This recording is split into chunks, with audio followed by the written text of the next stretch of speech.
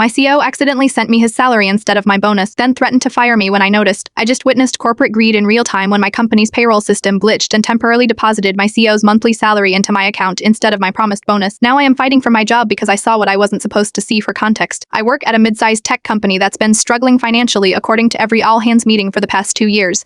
We've endured hiring freezes, canceled team events, and postponed raises until our financial situation improves. Last month, our COO announced that despite challenges, the executive team had approved $1,000 holiday bonuses for all employees as appreciation for our sacrifice and dedication during tough times. Yesterday morning, I woke up to a bank notification showing a deposit of $83,647.52 for my company. I nearly choked on my coffee. That definitely wasn't $1,000. I immediately called the ADR director, explaining there had been a serious payroll error. The ADR director sounded panicked and said she'd call me right back. 20 minutes later, the money disappeared from my account, replaced by a $1,000 deposit. No explanation. Later that day, I received a meeting invitation from the CEO himself, minus something that had never happened in my 3 years at the company. When I joined the video call, his expression was ice cold. "So you saw something today you weren't supposed to see," he began without any greeting. "I want to be very clear about the confidential nature of executive compensation," I explained. I'd reported the error immediately and hadn't discussed it with anyone. That's when he said something I'll never forget. "The amount you saw was complicated. It includes several quarterly distributions and investment returns that aren't part of my regular salary, but I work in finance. I know exactly what our payroll system codes look like on bank statements.